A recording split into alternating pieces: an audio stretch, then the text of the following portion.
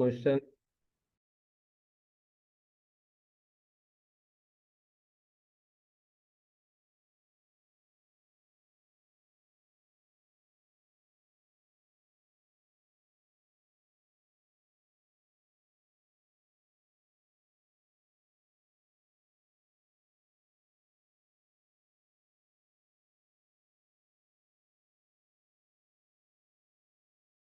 Related किसी का कोई क्वेश्चन हो तो प्लीज कर सकते हैं, देन फिर हम आज के लेक्चर अपना शुरू करते हैं। जी तनवीर साहब, हक मलिक, और जिन्होंने रिकॉर्डेड लेक्चर देखे हो, सुने हो, आप सबको आवाज आ रही है? प्लीज ये जरा कंफर्म कर दें।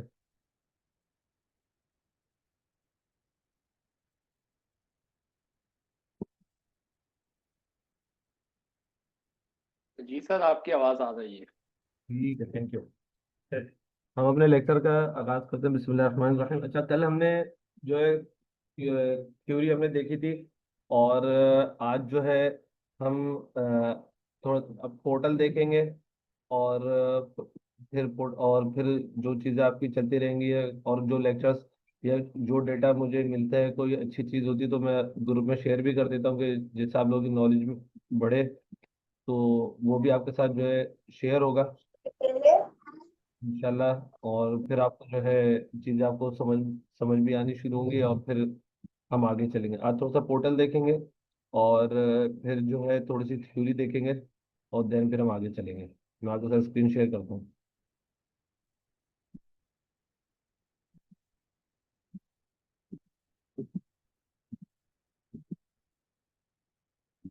काटोगे तो आप सबके साथ जो स्क्रीन शेयर हो गई है,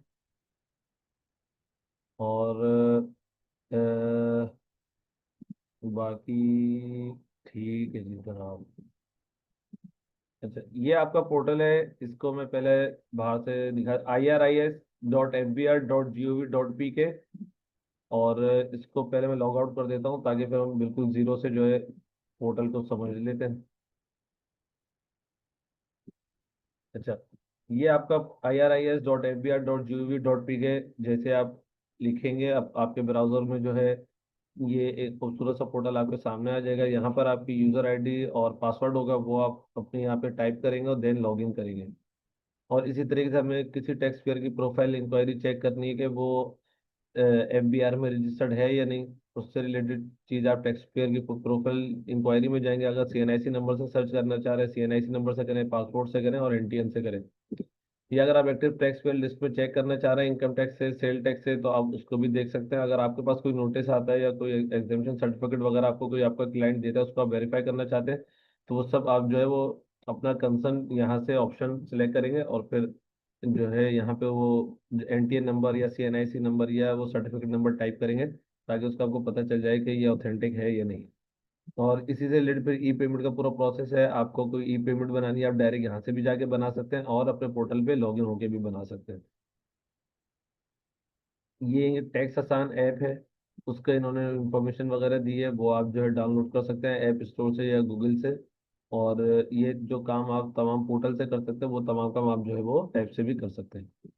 और एफबीआर मालूमात के आपके एसेट्स वगैरह या आपके बैंक के बैलेंसेस वगैरह वो एफबीआर मालूमात में मौजूद होते हैं, तो वो आप एफबीआर मालूमात को भी देख सकते हैं कि इसमें आपके कौन से एसेट्स जो है वो शो हो रहे हैं, या आपके बैंक की ट्रांजेक्शन कौन से शो हो रही हैं, कौन से बैंक के जो है वो बैलेंसेस आ रहे हैं, और आपने कोई ट्रैवल किया है, आपके डेबिट क्रेडिट कार्ड की जो डिटेल्स है वो आ रही हैं, तो वो सब आपको यहाँ से पता चल सकती है। इसी तरीके से आपको किसी किसी चीज़ से रिलेटेड हेल्प चाहिए, कोई टेम्पलेट चाहिए, कोई ऑडियो वीडियो इंस्ट्रक्शंस देखनी है, तो यहाँ से आपको जो पीडीएफ फॉर्मेट में भी आपको मिल जाएंगी। ये सेल टैक्स इनवॉइस का टेम्पलेट आपको मिल जाएगा। ये इंपोर्ट सेल टैक्स इनवॉइसेस आप कैसे करेंगे पीडीएफ का, उसमें पूरा तरीकाकार है, वो आपको मिल जाएगा। आपको वीडियो हेल्प मिल जाएगी। इसी तरीके से आपके नल सेल टैक्स रिटर्न कैसे फाइल होती है, उससे रिलेटेड चीज़ें आपको यहाँ पे मिल जाएंगी। जो एफबीआर के जो प्रॉपर्टी के रेट्स आते हैं, उसकी जो एक्सेल फाइल होती है वो आपको यहाँ से मिल जाएगी। रजिस्ट्रेशन आपको कैसे करनी है पोर्टल में, उसका पूरा पीडीएफ में पूरा तरीकेकार मौजूद है, आप यहाँ से देख सकते हैं। विद होल्डिंग टैक्स जो है उससे रिलेटेड आपको पीडीएफ से उसकी इंस्ट्रक्शंस देखनी है, पीडीएफ स्टेटमेंट मौजूद है, वेल्थ स्टेटमेंट कैसे फाइल होगी उसका पीडीएफ मौजूद है, वेल्थ स्टेटमेंट की वीडियो हेल्प है, इनकम टैक्स रिटर्न कैसे फाइल होगी उसका पीडीएफ है, इनकम टैक्स रिटर्न की वीडियो हेल्प है, इनकम टैक्स रिटर्न की वीडियो हेल्प उर्दू में है, नॉन रेजिडेंट की रिटर्न कैसे फाइल होगी विद टैक्स का टेम्पलेट है एक्सेल में और उसकी वीडियो हेल्प है। ये इनका पोर्टल है आपका IRIS, जिससे आप FBR में लॉग इन होता है। अच्छा, अगर किसी का कोई रजिस्टर्ड नहीं है तो सबसे पहले तो उसको रजिस्टर्ड होना पड़ेगा। इसको अमूमन अगर हम आम तौर पे बात कर रहे होते हैं तो उसको हम कहते हैं कि जी मेरा NTN बना दो। अमूमन लोग ये इस तरीके से बात करते हैं। NTN is national tax number. और अब जो है आपका CNIC अब NTN होता है, कोई लंबा चौड़ा प्रोसेस नहीं है, 5-10 मिनट का प्रोसेस है। और इसमें ये है कि आपके नाम पे सिम हो, आपके एक जो है वो ईमेल आईडी हो, और आपने अपनी तमाम चीज़ें उसमें रजिस्टर्ड करनी है। उसके बाद फिर आपके ईमेल आईडी पे और आपके मोबाइल नंबर पे OTP आएगा, वो आपने OTP वेरीफाई करने। देन फिर आपका यूज़र आईडी पासवर्ड जो है वो आपको ईमेल कर दिया जाएगा। ये सिंपल सा प्रोसेस है, इसको हम देख लेते हैं। आपने किसी को रजिस्टर्ड करना है, अपने आप को रजिस्टर्ड करना है, या आम जबान में कि जी NTN बनाना है, तो ये न्यू रजिस्ट्रेशन का एक बटन है, आप यहाँ पे क्लिक करें। आप और तो आपके पास जो है कुछ इन्फॉर्मेशन आपको पुट करनी होगी, वो आ जाएगी। अच्छा, अगर आप यहाँ पे न्यू रजिस्ट्रेशन में डेटा डालते हैं और आपका एरर आ जाता है, एरर आने का मकसद ये है कि FBR ने आपको ऑलरेडी अपने डेटाबेस में रजिस्टर्ड कर दिया है। जस्ट आपको अपना जो ई पोर्टल है वो एक्टिवेट कराना है। तो ई पोर्टल जो एक्टिवेट होता है वो होता है ई इनरोलमेंट से जाके, ये बराबर में इसका बटन ये मौजूद है लेफ्ट साइड पे। तो हम न्यू रजिस्ट्रेशन देख लेते हैं। न्यू रजिस्ट्रेशन पे हमने क्लिक करा, हमारे पास एक विंडो आ गई जिसमें आप पहले CNIC नंबर लिखेंगे, देन प्रीफिक्स मिस्टर मिसेस जो भी है, फर्स्ट नेम लास्ट नेम, ये जितने भी रेड स्टेरिक्स है ना, ये सारी इन्फॉर्मेशन आपको जो है वो लाजमी करनी है। करंट सर्विस प्रोवाइडर, आप जो है अगर आपका नंबर मोबिलिंग पे चल रहा है, टेलीनॉर पे चल रहा है, यूफोन पे चल रहा है, आप जो है वो आपको सेलेक्ट करेंगे अपना सर्विस और फिर अपना नंबर डालेंगे। नंबर का फॉर्मेट आप देख लें, 0092 के साथ आपने जो है अपना मोबाइल नंबर डालना है। उसको देन फिर आप सेल नंबर को कंफर्म करेंगे, अपना ईमेल आईडी डालेंगे, ईमेल आईडी को कंफर्म करेंगे, अपना एड्रेस डालेंगे। अब आपकी मर्जी है कि आप अपने घर के एड्रेस पे, अपने ऑफिस के एड्रेस पे, अपने बिजनेस, आपका कोई बिजनेस है उसके बिजनेस प्रीमिसेस के एड्रेस पे, जिस पे भी आप चाहते हैं कि आपके जो है वो बाय मेल इंफॉर्मेशन आ जाए, तो वो आप यहाँ पे शेयर करेंगे। इसमें आप सिलेक्ट करेंगे कि जी आपका जो भी आपकी प्रॉपर्टी टाइप है, जैसे अगर हम अमूमन घर के एड्रेस पे हम लोग रजिस्टर्ड कराते हैं तो रेजिडेंशियल प्रॉपर्टी हम सिलेक्ट कर लेंगे। यहाँ पर आने के बाद फिर आपको उसको टाइप किया है कि जी आपका फ्लैट है, आपका हाउस है, आपका जो है वो कोई कॉटेज है, या आपका जो है बेंगलो है, XYZ जो भी चीज़ है, आपने उसको मिसाल के तौर पर हाउस सेलेक्ट किया। हाउस सेलेक्ट करने के बाद मेजरमेंट यूनिट यूनिट पूछेगा। अमूमन हमारे यहाँ जो ज़मीन के घर है वो स्क्वायर यार्ड्स पर होते हैं, और फ्लैट जो है वो स्क्वायर फीट पर होते हैं, स्क्वायर स्क्वायर फुट पर होते हैं। तो स्क्वायर यार्ड हमने जैसे हाउस सेलेक्ट किया था, हम स्क्वायर यार्ड ले लेते हैं। स्क्वायर यार्ड के बाद पूछा एरिया, हमने कहा जी 120 स्क्वायर यार्ड हमारा घर है। उसने यूनिट नंबर पूछा, आपने बोल दिया कि जी A123 मेरा घर का नंबर है। और स्ट्रीट पूछ के आपने कहा जी स्ट्रीट 15 है। एरिया वो आपसे पूछ रहे हैं, आपने कहा कि जी FB area block 7 for example. उसके बाद वो आपसे सिटी पूछेगा। अब जो FB एरिया ये डिस्ट्रिक्ट सेंट्रल के अंदर आता है, तो आप यहाँ पे कराची लिख दें और इसको सर्च कर दें। जैसे सर्च कराएंगे तो आपके पास ये ऑप्शंस आ जाएंगे, जैसे Gulberg FB area Gulberg town के अंदर आएगा, तो गुलबर्ग टाउन को आप जो है वो सेलेक्ट कर लेंगे। अपना आपको टाउन जैसे अमूमन लोगों को पता होता है तो आप उससे रिलेटेड अपना टाउन सेलेक्ट कर लेंगे। और टाउन जैसे ही आप सिलेक्ट करेंगे तो कैपेसिटी में आपसे पूछेगा, अगर आप ओनर है तो अपना ओनर सेलेक्ट कर लें, या आप बेनामी लीज टेनेंट फ्रेंचाइज ऑक्यूपेंट पे आप क्लिक कर लें। इसके बाद आपको ये पूछेगा कि आपका इस पे कितना परसेंट शेयर है। अच्छा, अगर हम ये नहीं डालेंगे ना तो ये रजिस्ट्रेशन करेगा नहीं, तो आप जस्ट 1 लिख के आगे बढ़ जाए। इससे ऐसे नहीं है कि अगर आपने यहाँ पे जो है 1 लिख दिया तो आप उस घर के जो है 1% के मालिक हैं। ऐसा कुछ भी नहीं है, जस्ट एक रजिस्ट्रेशन का प्रोसेस है। जैसे ही आप जो है अपना आपने शेयर लिखा और उसके बाद जो है आप यहाँ पे कैप्चा लिखेंगे। कैप्चा लिखने के बाद इसको आप सबमिट कराएंगे तो आपके मोबाइल नंबर और ईमेल एड्रेस पे जो है आपका OTP आ जाएगा। देन फिर आप OTP वेरीफाई करेंगे तो देन उसी के बाद जो है आपका क्या कहते हैं यूजर आईडी पासवर्ड जो है वो आपको ईमेल में आ जाएगा। ये प्रोसेस है NTN बनाने का, ये प्रोसेस है रजिस्ट्रेशन का। एनीथिंग एल्स, यहाँ तक किसी को कोई कंफ्यूजन हो तो आप मुझसे क्वेश्चन कर सकते हैं। मैं एक क्वेश्चन कर लूं? अस्सलाम वालेकुम। जी हेलो। मैं कर लेता हूँ गणेश। अच्छा, आपने कहा कि इसमें नेटवर्क प्रोवाइडर का नाम डालना है रजिस्ट्रेशन के दौरान, ठीक है। जी अगर बाद में जैसे रजिस्टर्ड हो जाता है और बाद में कोई अपना नेटवर्क प्रोवाइडर चेंज कर देता है, जैसे नॉर्मली करते हैं लोग, तो जी वो जी। फिर दोबारा यहाँ अपडेट करना होगा या just good to go? Update कर दे तो बेहतर है, वरना फिर एसएमएस में इंफॉर्मेशन वगैरह नहीं आएगी। आप जो है मॉडिफाई कर सकते हैं, अपना एड्रेस भी चेंज कर सकते हैं, अपना मोबाइल नंबर भी चेंज कर सकते हैं, अपना ईमेल भी आप चेंज कर सकते हैं। ये ऑप्शन आपके पास मौजूद है। ठीक है। जी ठीक है, थैंक यू। चलिए, ये रजिस्ट्रेशन का सिंपल प्रोसेस था, वो हमने कर लिया। हमारे जैसे यूजर आईडी पासवर्ड आ जाएगा, हम लॉगिन करेंगे। लॉगिन करने के बाद जो है आपके पास ये खूबसूरत सा पोर्टल आपके सामने आ जाएगा। इस पोर्टल के बाद जो है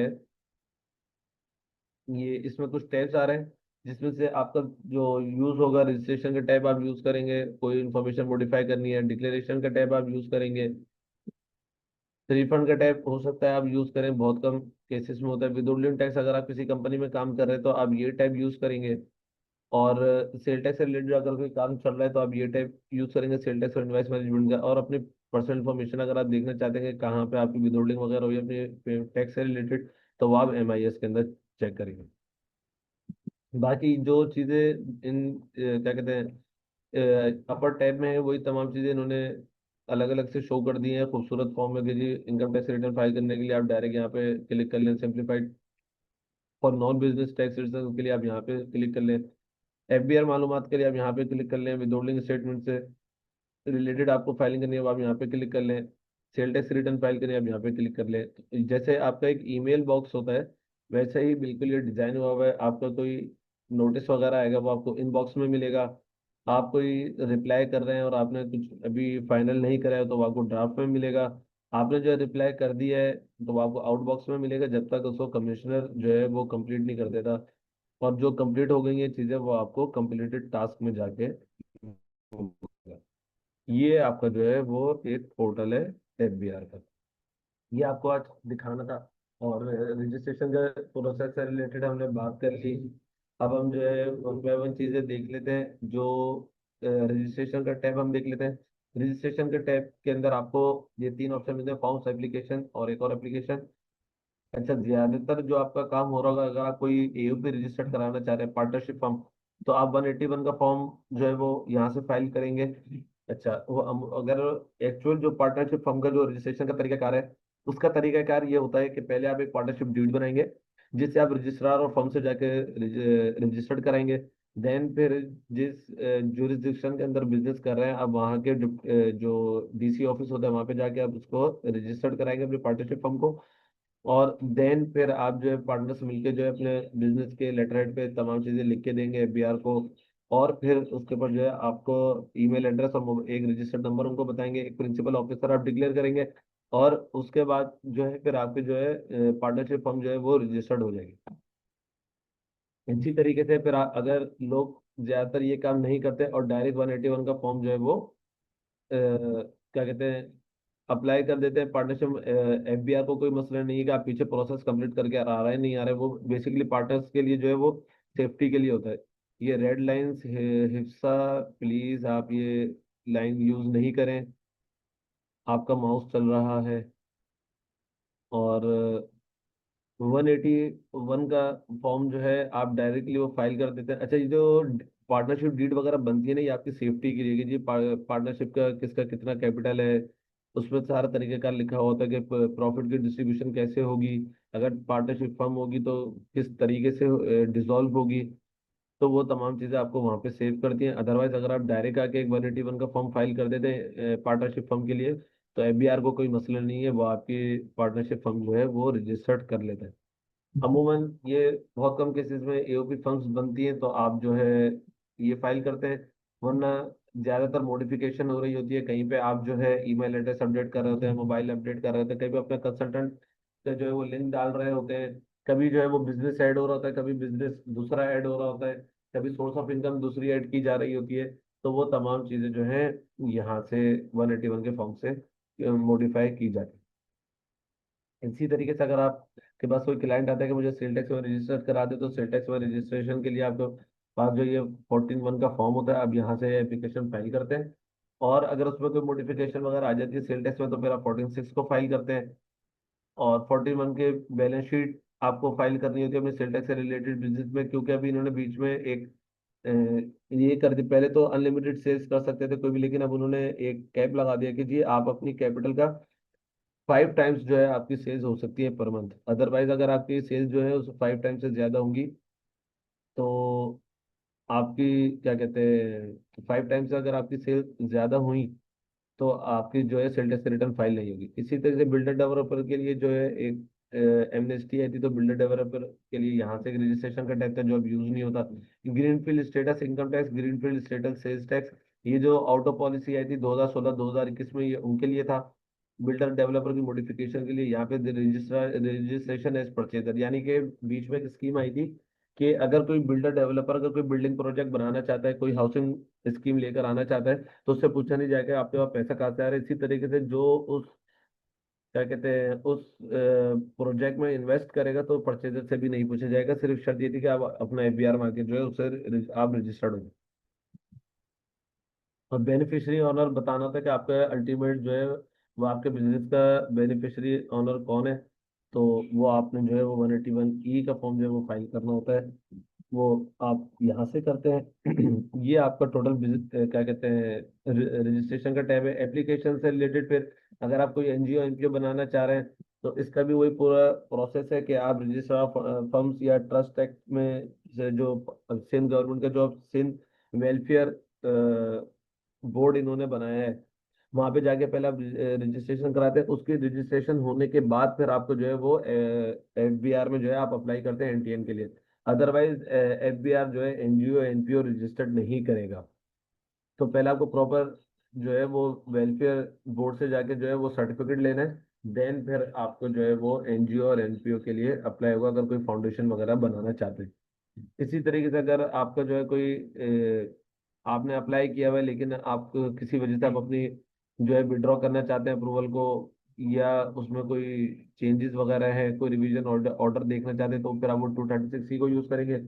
application for permission of change in accounting method, accounting method को आप अगर चेंज करना चाहते हैं, तो अमूमन जो है वो दो किस्म के अकाउंटिंग मेथड चल रहे होते हैं जब हम अपनी रिटर्न फाइल करते हैं। कैश बेसिस होता है कि अप्रूवल बेसिस होता है।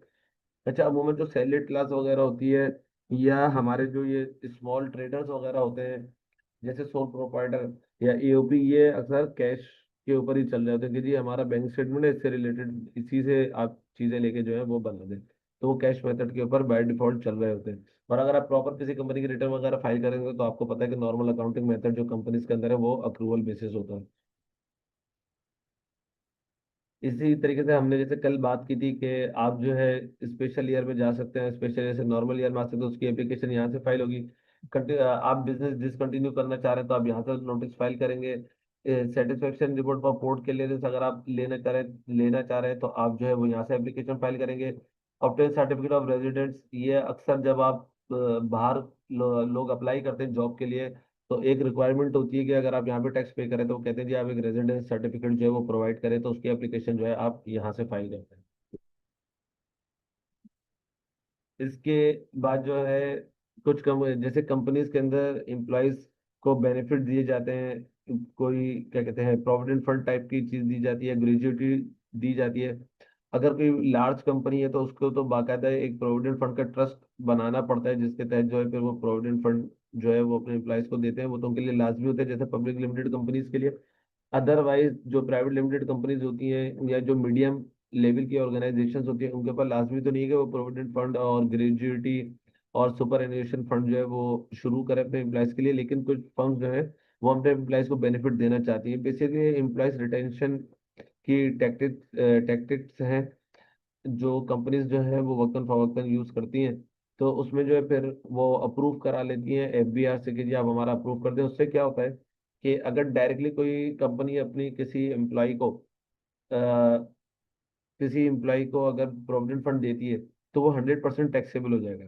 और अगर वही प्रोविडेंट फंड जो है वो अगर फंड का ट्रस्ट बना के दे दिए तो उसमें से उसके 3 लाख रुपए तक का एग्जाम्प्ट होता है, बाकी के ऊपर फिर टैक्स लगता है, 3 लाख रुपए तक टैक्स नहीं लगता।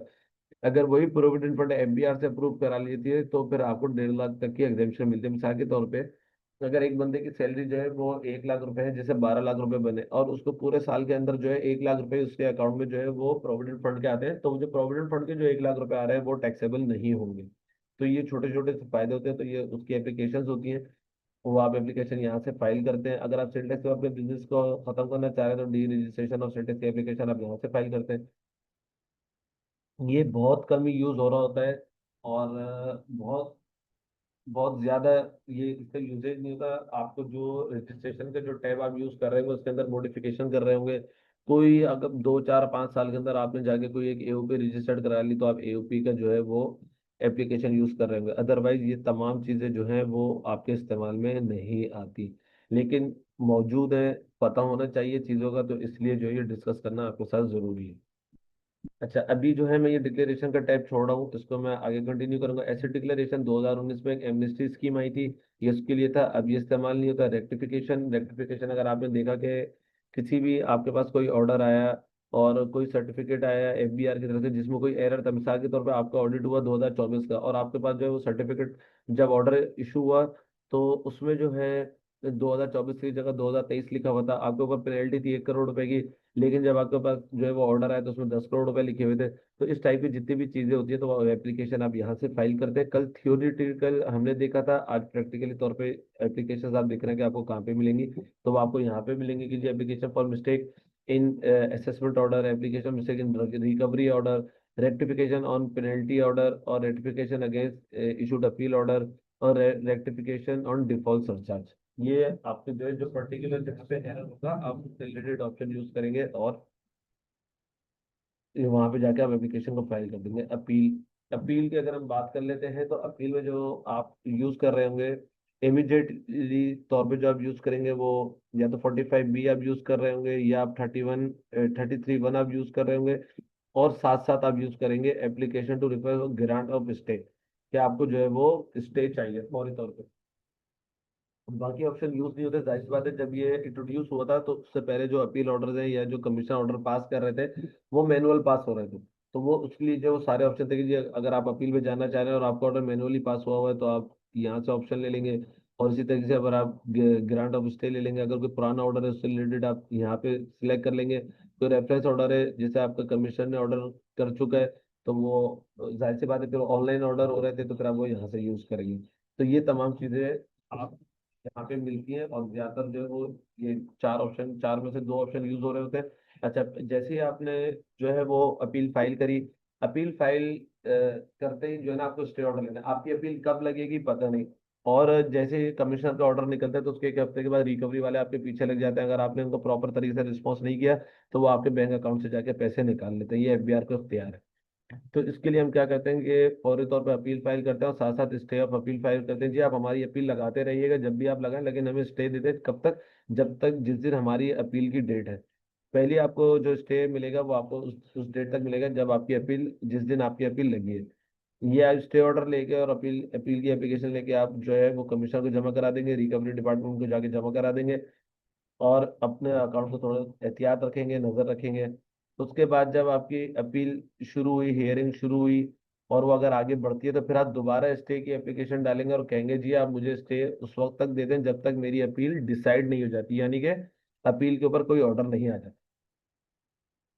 तो ये अपील फाइल करने का तरीका है। अच्छा, बाकी सिस्टम का आपको पता है कि कैसे सिस्टम में चलना है, तो उसके साथ साथ आप चलते रहेंगे तो आपका जल्दी जल्दी काम होता रहेगा। अगर आप सिस्टम के अगेंस्ट जाएंगे तो आपको काफ़ी परेशानी होगी। सलीके के साथ काम करना है, बिल्कुल पैनिक नहीं होना। और जब अगर कोई अपील वगैरह पे केस आपका कोई इतना बिगड़ता है कि आपको अपील पे या आगे कोर्ट वगैरह पे जाने की जरूरत पड़ती है तो फिर आपने जो है अच्छा लॉयर या अच्छा कोई आपने अपना क्या कहते हैं जो काम करने वाले लोग हैं, कोई बहुत अच्छा किस्म के लोग पकड़ने के जो जिनको काम आता हो। जाहिर सी बात है जिनको काम आता है जो अच्छा काम करते हैं उनकी फीस ज्यादा होती है। तो वहां पे आपने जो है अपने किसी के फीस के पैसे नहीं बचाने के, आप किसी सस्ते बंदे को पकड़ लें और उससे क्या होगा कि आपका काम भी नहीं होगा और काम आपका बिगड़ जाएगा। तो ये ख्याल रख के आपको जो है चीजें करनी है। ठीक है जी। ये अपील की बात हो गई। अगर आपका रिफंड निकलता है, आपने रिटर्न फाइल करी अपने क्लाइंट की, रिफंड निकलता है तो आप रिफंड जो है वो 170 की एप्लीकेशन आप फाइल करेंगे। रिफंड जब आप फाइल करेंगे तो कम से कम अगर कोई हैंडसम अमाउंट निकल रही हो, जैसे सैलरीड क्लास के लिए हैंडसम अमाउंट 1 लाख रुपए भी है, तो आप जो है वो जब उस वक्त रिटर्न फाइल करें, ऐसे नहीं हो 5-10 हज़ार 15 हज़ार रुपए जो है वो रिफंड निकल रहा था और आपने अप्लाई कर दिया, ऐसा नहीं करिएगा। कोई हैंडसम अमाउंट निकल रही है तो फिर आप अप्लाई करिएगा, फिर वो तमाम चीजें जो है इसके साथ लगाई जाती है, रिटर्न लगाई जाएगी, जहाँ जहाँ आपका टैक्स कटा है वो सब लगाया जाएगा। और फिर आपको जो है फिर इसको ऑनलाइन फाइल करने के बाद जो है इसकी हार्ड कॉपी भी जो आप काउंटर में जमा कराइएगा या टीसीएस कर दीजिएगा। और फिर अगर आपके कोई रिस्पॉन्स नहीं आता तो फिर आपको एक आध दफा कमिश्नर से जाके मिलना भी पड़ेगा। जब भी मैं आपसे कह रहा हूँ कि जो भी काम करें समझदारी के साथ करें, और जैसे जैसे आप करते जाएंगे सीखते चले जाएंगे, तो आपने जो है कहीं पर ढीला नहीं पड़ना चीज़ों को लेते हुए। तो बिल्कुल जिम्मेदारी के साथ काम जब आप काम करेंगे तो इंशाल्लाह आपको सीखने के भी बहुत मौका मिलेगा, और फिर आदमी के जो रास्ते हैं जो लिंक्स हैं वो बनते चले जाते हैं। इसके साथ साथ अगर हम बात करते हैं DNFBP, ये है designated non finance business profession. D for designated, N for non, F for finance, B for business, P for profession, designated non-finance business profession. It means कि कोई सर्विसेज बिजनेस है, जैसे रियल्टर्स हो गए, ज्वेलर्स हो गए, और आपको जो है लॉन्ड्री वाले हो गए, जो भी सर्विसेज बिजनेस है, ये जैसे रियल एस्टेट एजेंट है, चार्टर्ड अकाउंटेंट्स हैं, लॉयर्स हैं, या टीचर्स हैं, ये सब don't designated non finance business professions के अंदर आते हैं। आपने जब रजिस्ट्रेशन करा ली तो आपको एक स्पेशल रजिस्ट्रेशन जो है वो आपको यहाँ पे भी करानी होती है। इससे क्या होता है कि अक्सर जो मनी लॉन्ड्रिंग हो रही है अब वो जो है सर्विसेज बेस्ड हो रही है। मिसाल के तौर पर आपको कहीं से कमीशन मिल रहा था 10 लाख, आपने दिखा दी कि जी मेरी तो कमीशन इनकम 1 करोड़ रुपए हुई है। तो वो रोकने के लिए जो है, रोकथाम के लिए, कहीं पे अगर अल्लाह ना करे कोई टेरर फाइनेंसिंग वगैरह हो रही है, तो अब वो ये नहीं होता कि हाँ जी आप मुझे 50 लाख रुपए दे दो मैं फलानी जगह पे आके अपने जाके उड़ा दूंगा। वो ये कहते जी मेरी बेगम को जो हीरे कार पसंद है, वो जो 1 करोड़ रुपए का हीरे कार दे दे, तो वो अपनी बेगम को फोन करेंगे, हाँ जी हीरे कार मिल गया, वो अपने आप को जाके उड़ा लेंगे। तब जो है वो ज्वेलरी बेस्ड और सर्विसेज बेस्ड जो है मनी लॉन्ड्रिंग हो रही है, उसको रोकने के लिए जो है ये एक डिपार्टमेंट बनाया गया है एफबीआर के अंदर, जो सर्विसेज बिजनेस को जो है मॉनिटर करता है। विदोलिंग टैक्स से रिलेटेड अगर हम बात करते हैं, तो विदोलिंग टैक्स के ये वाला भी एक टैब मैं अभी छोड़ूंगा, क्योंकि ये एक और डिक्लेरेशन, ये डिटेल टैब है जिसमें आपको पूरा थॉरली आपको जो है वो बताना है कि काम कैसे होगा, ताकि अगर आप कोई जॉब करना चाहते हैं, जैसे आजकल अकाउंट्स के साथ जो है वो टैक्स की जॉब्स आती है, तो आपको वहाँ पे भी काम आएगा।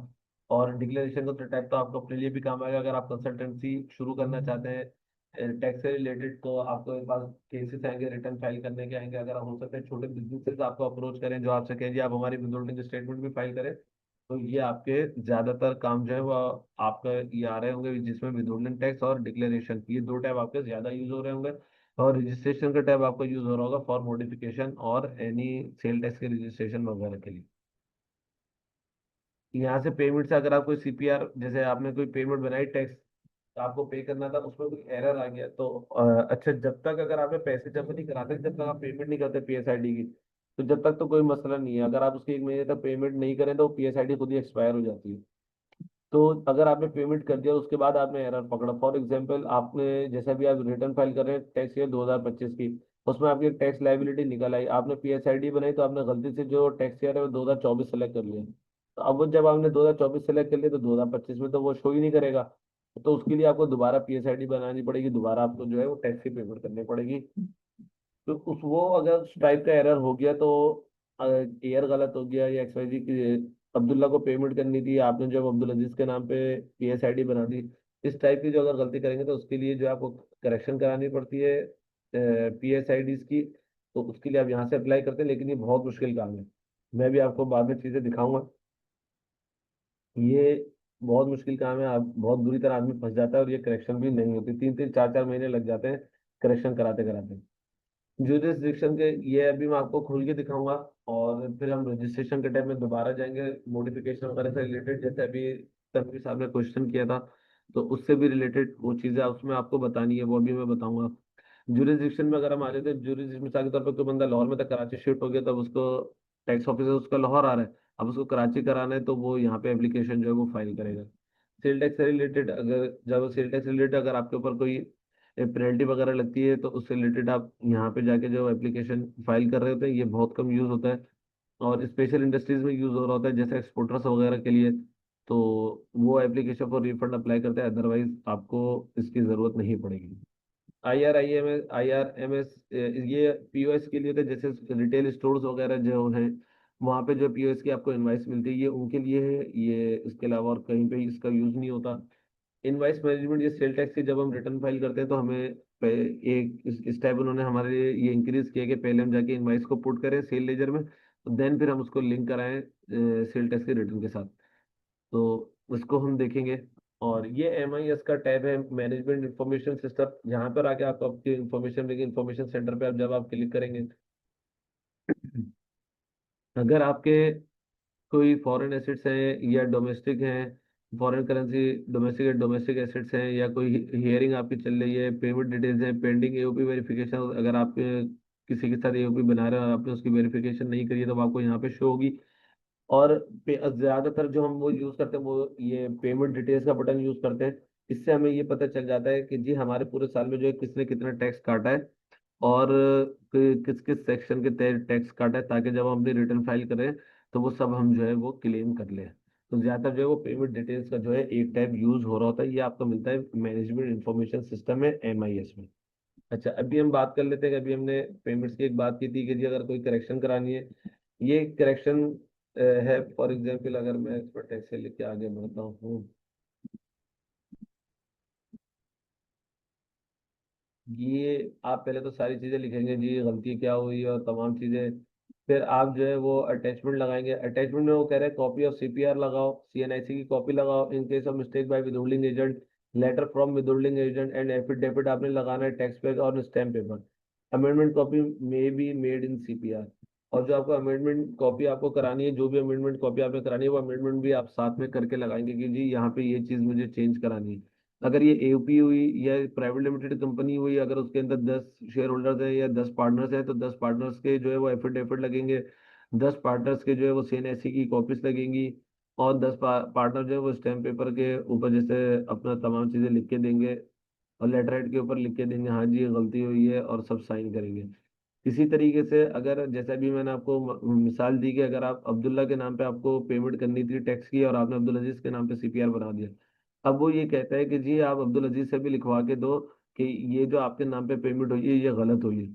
अब आप अब्दुल अजीज को कैसे ढूंढेंगे ये काम, अगर आप अब्दुल अजीज के पास जाएंगे कि जी FBR में मुझे ये गलती हो गई है और मैंने आपका CNIC डाल दिया, वो तो बंदा वैसे ही भाग जाएगा, तो वो एफिडेविट पे लिख के भी नहीं देगा ना साइन करेगा। तो ये जब भी आप पेमेंट बनाएं बहुत ध्यान के साथ बनाएं, सुकून के साथ बनाएं, ताकि करेक्शन की नौबत ना आए। तो करेक्शन के लिए ये इतने इनके मुश्किल स्टेप्स हैं, जो जिसकी वजह से फिर लोगों को जो है अपनी दोबारा ही जो है वो PSID बनानी पड़ती है, दोबारा पेमेंट करनी पड़ती है। अगर हाँ कोई बंदा आपके हाथ में, मिसाल की तरह आपने कहा अब्दुल्ला और अब्दुल अजीज दोनों भाई हैं, फिर तो ठीक है, फिर तो आप चीज़ें अरेंज कर लेंगे आसानी से। अदरवाइज जो है ये मुश्किल हो जाएगा।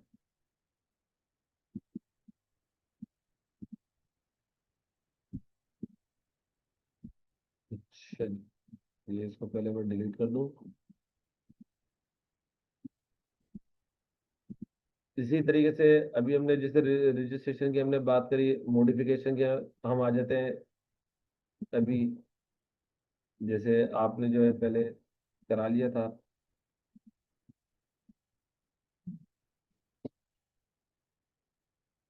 ये आपकी तमाम चीजें आ गई, ये जितने भी बिलू से, ये बिलू है इसको आप चेंज ही कर सकते हैं, ये सारा आपका नादरा से डेटा उठ रहा है। यहाँ पे जैसे जोंग है, अभी तनवीर साहब को कितना सर पे अगर नेटवर्क चेंज हो जाता है, आप नेटवर्क चेंज करें, अगर नंबर चेंज हो जाता है तो आप नंबर चेंज करें, सेल नंबर को कंफर्म करें, ईमेल एड्रेस चेंज करना चाहते हैं ईमेल एड्रेस चेंज कर दें, ईमेल को कंफर्म करके सबमिट का बटन दबा दें। जैसे ही आप सबमिट का बटन दबाएंगे आपके पास जो वो OTP आ जाएगा आपके नंबर पे और आपके ईमेल एड्रेस पे, देन आप वेरीफाई करें, आपकी इन्फॉर्मेशन अपडेट हो जाएगी। इसी तरीके से अगर आपको कोई घर, जैसे इनका यहाँ औरंगी टाउन का एड्रेस आ रहा है, वो घर चेंज करना चाह रहा है या एक और एड्रेस ऐड करना चाह रहा है, आप यहाँ से कर सकते हैं। आप दूसरा एड्रेस यहाँ से चेंज कर सकते हैं अपना। कोई बिजनेस आप ऐड करना चाह रहे हैं तो आप बिजनेस यहाँ पर आके ऐड कर सकते हैं, उसके आप क्लासिफिकेशन वगैरह बताएंगे, बिजनेस नेम बताएंगे, स्टार्ट डेट बताएंगे, कैपेसिटी बताएंगे, और आप यहाँ से आके जो है अपना बिजनेस ऐड कर सकते हैं। कोई आप जो है किसी पर्सन को लिंक करना चाह रहे हैं तो आप यहाँ पर आके लिंक कर सकते हैं। अटैचमेंट आपको लगानी होगी, एक तो यही फॉर्म को आप सेव करेंगे, सेव करने के बाद प्रिंट करेंगे। तो प्रिंट करने के बाद जो ये पीडीएफ फॉर्म में आपके पास आ जाएगा, तो आप सबसे पहले ये लगाएंगे। फिर अगर आपकी जो बिजनेस प्रीमिसेस है, अगर वो आपकी अपनी है तो ऑनरशिप जो सेल डीड होती है उसका फर्स्ट पेज लगा दें, या अगर किराए पर है तो टेनेंसी का एग्रीमेंट लगा दें। और उस जगह का जो है थर्ड जो आपको अटैचमेंट लगानी है उस जगह का यूटिलिटी बिल आप लगा। इसी तरीके से फिर आपका बैंक अकाउंट होगा तो अपने बैंक अकाउंट को आप जो है वो यहाँ पर जाके ऐड करेंगे। ये रजिस्ट्रेशन का प्रोसेस। और रजिस्ट्रेशन के अंदर जो आप अपनी जो बेसिक इंफॉर्मेशन है जिसे आप अपडेट करना चाहते हैं तो आप ये टैब यूज कर सकते हैं। ये हमारा रजिस्ट्रेशन से रिलेटेड चीज जो है वो पूरी हो गई। और अभी मैं आपको बता देता हूँ कि एओपी हम कैसे रजिस्टर्ड करते हैं। पूरा तरीका क्या था मैंने आपको पिछले बता दिया। एफबीआर में कैसे रजिस्टर्ड होगे उसके लिए पहले आप 181 के फॉर्म में जाएंगे। 181 के फॉर्म में जाने के बाद आप जो है वो बिजनेस का नेम बताएंगे। जैसे डायरेक्टली आपने देखा कि ये एओपी ऊपर लिखा हुआ आ गया। तो उसके बाद जैसे आपने कहा जी एसोसिएशन ऑफ पर्सन है, फिर आपने कहा जी ये एबीसी इंटरप्राइज है। उसके बाद आपने कहा जी फॉर्मेशन डेट ये आज ही से जो है वो शुरू हो रही है, और आपने उसको कंटिन्यू किया। कंटिन्यू करने के बाद वो आपसे पीरियड पूछेगा, आप उनको पीरियड बता दीजिए 2026। अभी 2026 का टैक्स ईयर शुरू हो गया जुलाई से, आपने 2026 को सिलेक्ट किया। अच्छा जी, अच्छा जी। 2025 कर लेते हैं, देखिए क्या कहता है। अभी भी कोई ये एरर दे रहा है सिस्टम, और ये अननोन कोई एरर आ रहा है, ये देखना पड़ेगा।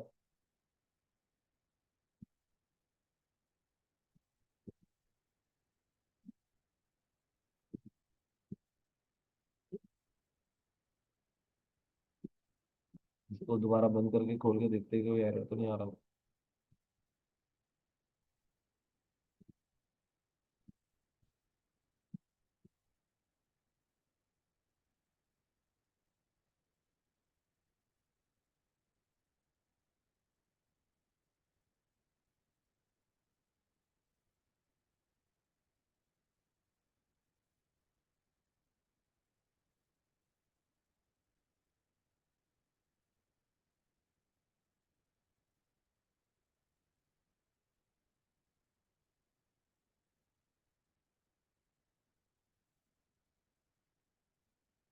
तो ये अभी फिलहाल एरर दे रहा है, इसको देखना पड़ेगा कि ये एरर क्यों दे रहा है। आप यहाँ पर आके जैसे पीरियड सेलेक्ट करते हैं तो पीरियड सेलेक्ट करने के बाद आपने जो है वो फिर अपने जो आपके पार्टनर्स हैं उनकी डिटेल डालेंगे। जैसे ही आप इसको सबमिट सेव करेंगे, सबमिट करेंगे, तो जो जो पार्टनर्स की आपने डिटेल डाली होगी वो तमाम पार्टनर्स जो हैं उनको उनके पोर्टल पे जो है ये चले जाएगा लिंक। जैसे ही वो सारे पार्टनर्स जो है उस लिंक को कंफर्म करेंगे तो आपको जो है आपकी जो एओपी है वो रजिस्टर्ड हो जाएगी। ये इसका जो है वो छोटा सा प्रोसेस है।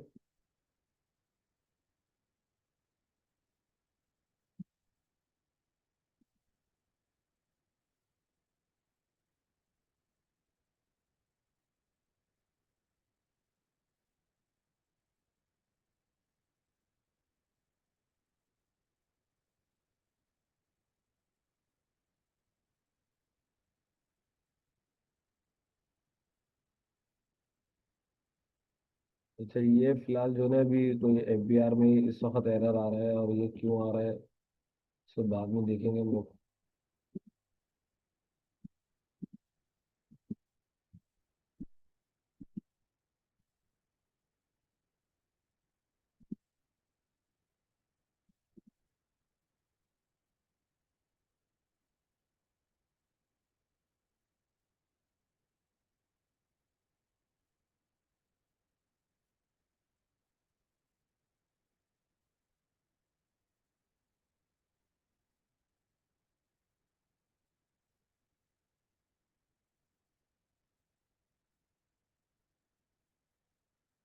तो ये कोई सिस्टम का कोई एरर है, इसको अगर ये रिजॉल्व हो जाता है तो मैं आपके साथ जो है उसको शेयर कर दूंगा, वरना मैं देखूंगा अगर इसका प्रोसेस मेरे पास वीडियो में मौजूद हुआ तो मैं एडमिन से कह के इंशाल्लाह वीडियो जो है वो आपके पोर्टल में जो है ऐड करवा दूंगा इंशाल्लाह।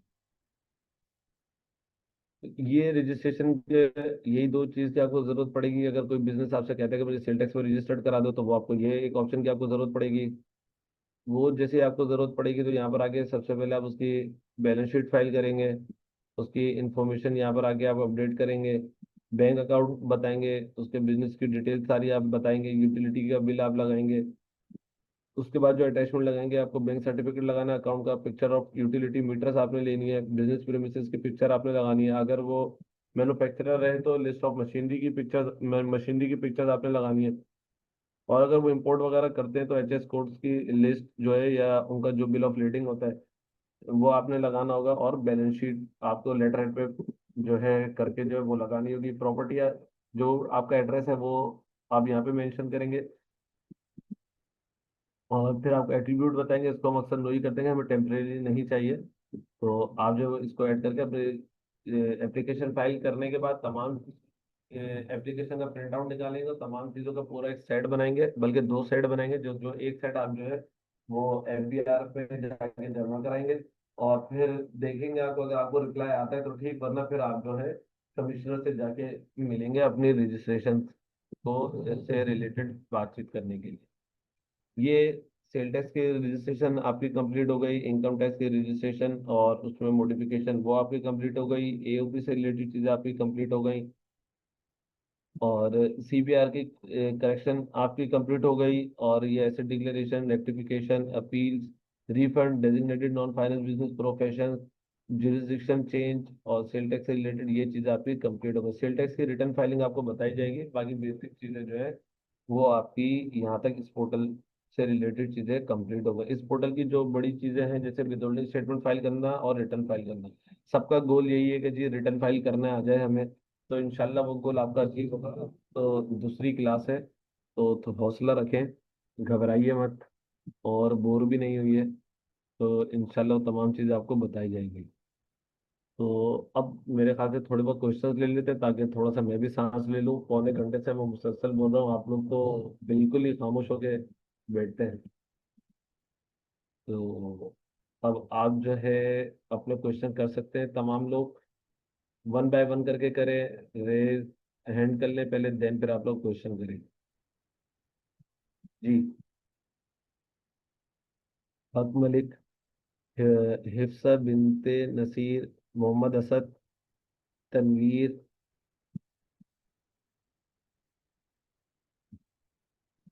किसी का कोई क्वेश्चन? यह सब ऐसा तो नहीं है ऑनलाइन हो गए सब गायब हो गए?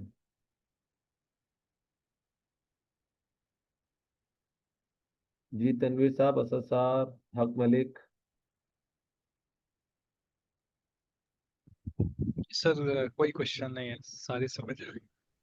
समझ आ रहा है? इजी है सर, सही है, सिंपल है, बेसिक चीज। सही, ऊपर से तो नहीं गुजरा ना? नहीं नहीं। तो खासा आप तो काम करते रहते हैं। जी तनवीर। जी मेरा एक क्वेश्चन है। मेरा क्वेश्चन ये है कि ये जो पोर्टल है जी। ये मतलब इजीली ओपन हो जाता है कि जो जो जो बाहर हैं, मुल्क से बाहर हैं उनके लिए? क्योंकि एक टाइम मैंने यूज़ किया करने की कोशिश की थी तो ये चल नहीं रहा था। हाँ, तो वो फिर इन्होंने मैंने जी बोले। इन्होंने कुछ पाबंदियां लगाई हैं शायद, जो बाहर से आप इसको एक्सेस नहीं कर सकते, वो कुछ तंग करता है। भाई आजकल का नहीं पता, पिछले साल तो परेशानी हुई है काफी लोगों को। जी बिल्कुल, जी बिल्कुल। तो उसके लिए फिर तरीकेकार ये है ना कि अगर आपको कोई लोकल बंदा है या कोई फैमिली है आपकी यहाँ पे, तो आप उसके लैपटॉप से कनेक्ट हो जाएं और एनी डेस्क का सेशन लेके आप फिर कर सकते हैं काम। अच्छा, वीपीएन से भी हो जाता है या नहीं? वीपीएन से नहीं होगा? वीपीएन से हो जाएगा, लेकिन वो फिर पाकिस्तान का अगर आपको मिलती है आईडी तो फिर देन तो हो जाएगा।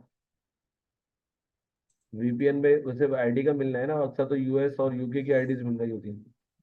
अच्छा, एक एक क्वेश्चन ये एक टेक्निकल सा कि जो पोर्टल में ये मतलब अगर फर्ज करें कि मैंने टैक्स सबमिट करना है फॉर इंडिविजुअल जो सैलरीड पर्सन होते हैं, वो जी जी। वही ऑप्शन, मतलब ये जो डेस्कटॉप के ऑप्शन है वही ऑप्शन मोबाइल ऐप में भी है या नहीं, डिफरेंट है, या मैं इजीली मोबाइल ऐप से भी कर सकता हूँ?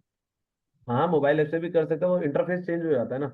डेस्कटॉप में जरा अच्छा तमाम चीजें अलग अलग से नजर आ जाती है, मोबाइल ऐप में जो है वो वर्टिकल फॉर्म में हो जाती है, ऊपर नीचे हो जाती हैं, और स्क्रीन स्मॉल होती है, तो वो यहाँ पे आपको जो है वेब पे जो है 10 ऑप्शन एक साथ नजर आ रहे थे, वहाँ पे दो दो करके नजर आ रहे थे, तो थोड़ा सा लेंथी हो जाता है प्रोसेस।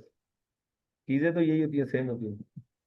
मगर जितने भी ऑप्शन अगर फर्ज करें यहाँ मौजूद है, वही सेम ऑप्शन उधर पड़े बिल्कुल मतलब बिल्कुल। मेरा कहने का मकसद है कि टैबलेट हो, जैसे आईपैड है या दूसरे सैमसंग के टैबलेट हैं, उस पे भी हो जाएगा, राइट? हाँ, तो उस पर आप ब्राउजर पे जाके यूज कर लेना, जरूरी थोड़ी है ऐप ऐप पे जाए, आप ब्राउजर पे जाएं और ब्राउजर की सेटिंग में जाके जो है शो एज डेस्कटॉप के ऊपर क्लिक कर लें। अच्छा ठीक है, ये भी सही है, ठीक है ठीक है, ठीक थैंक है यू। ना, तो वो भी आपके लिए इजी हो जाएगा। और कोई क्वेश्चन आपका? बाकी तो शायद सब गायब हुए हैं। अच्छा, असद साहब कह रहे हैं क्लियर, ओके। अच्छा जी, चलें फिर थोड़ी सी थ्योरी और कर लेते हैं, और फिर हम बाद में पोर्टल में आएंगे। अब मैं आपके साथ जो है, आपने पानी की ब्रेक लेनी है तो ले लें बेशक, चाय की, पानी की। हाय हाय, एडमिन वाले जो है ना, मुझसे नाराज हो जाएंगे। वो जरूरत होगी तो खैर मैं पानी की ब्रेक ले लूंगा, मसला नहीं।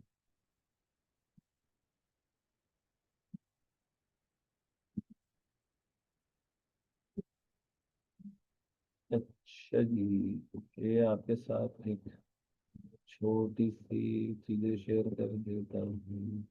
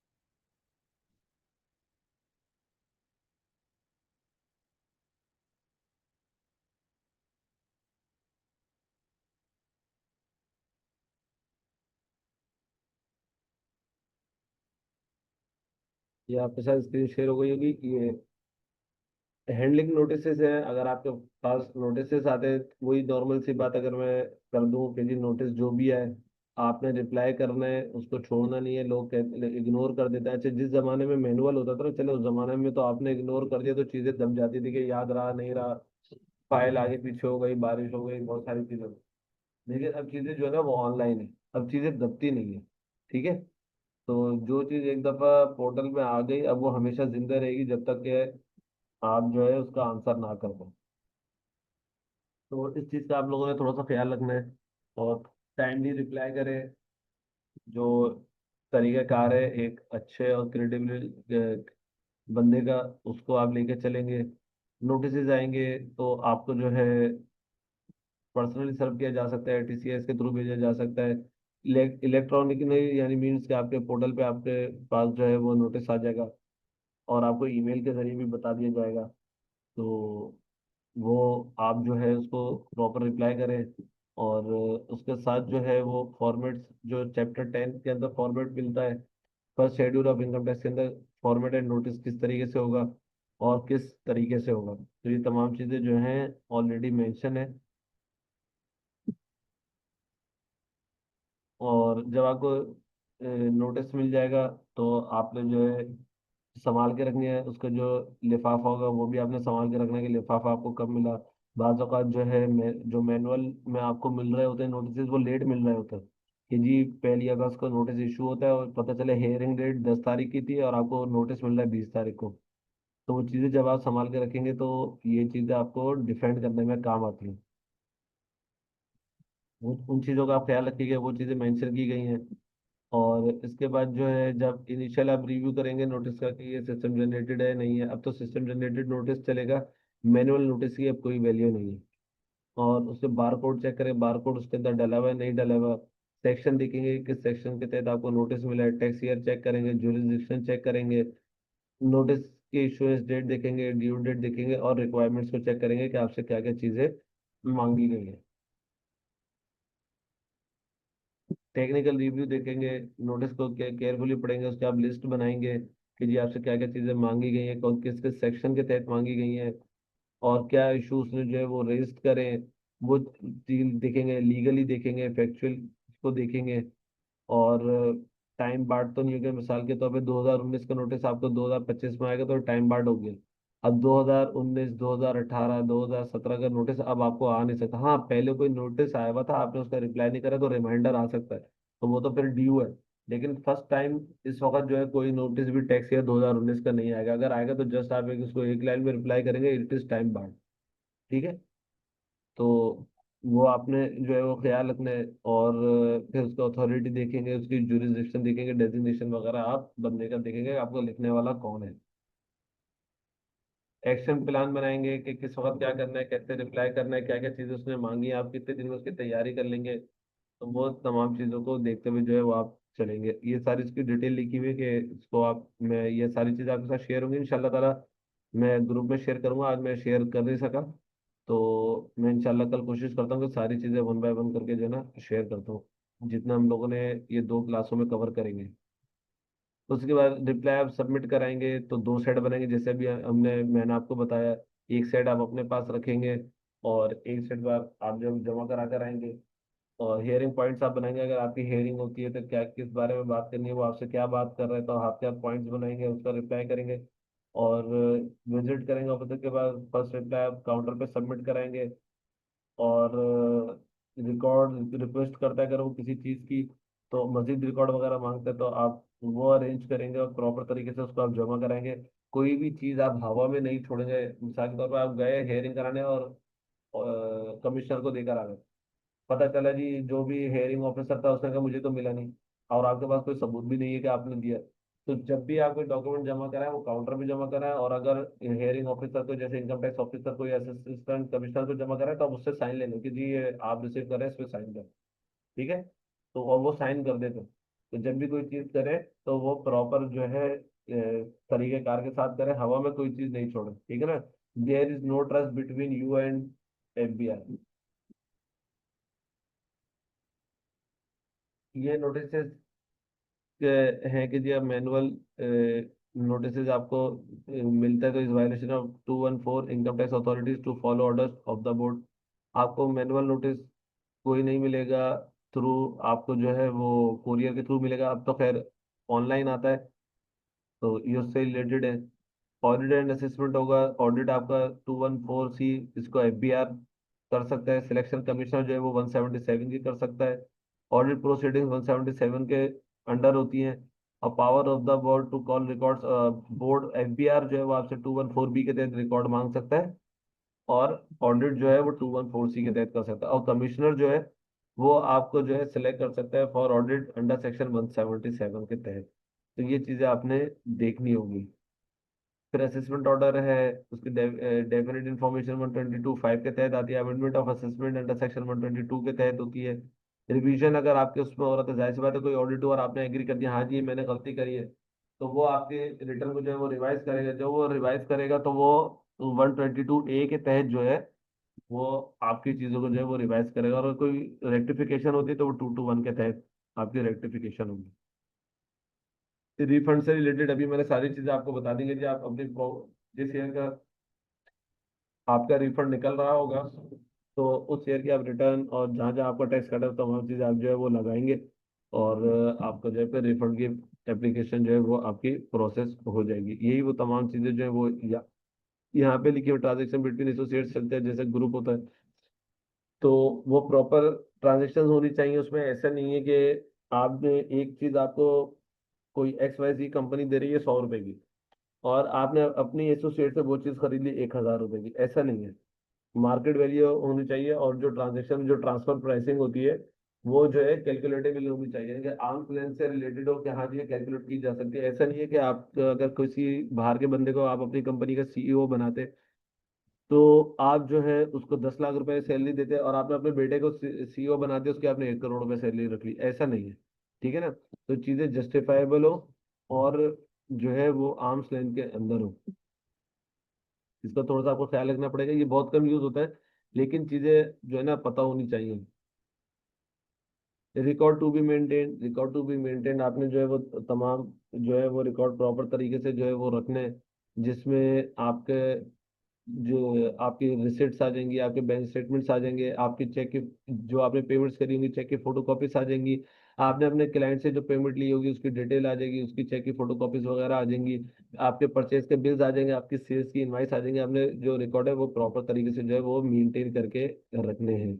तो ये वही चीजें कि सेल सेल इनवाइस होती है, परचेज इनवाइस होती है, बैंक की डिपॉजिट स्लिप्स होती है, काउंटर फोलियो कॉपी चेक्स होती है, स्टेटमेंट्स होती है, बैंक स्टेटमेंट्स, यूटिलिटी बिल्स होते हैं, आपके एक्सपेंस के वाउचर्स होते हैं, आपके जो है वो एसेट रजिस्टर एसेट्स परचेज आप करते हैं, जैसे फिक्स एसेट वगैरह आप खरीदते हैं, वो वाउचर्स वगैरह होते हैं। अगर आप किसी बंदे को एम्प्लॉयमेंट में रखते हैं तो आप एक उसको क्या कहते हैं ऑफर लेटर इशू करते हैं, अपॉइंटमेंट लेटर देते हैं, तो वो उसकी पूरी एक फाइल मेंटेन होती है।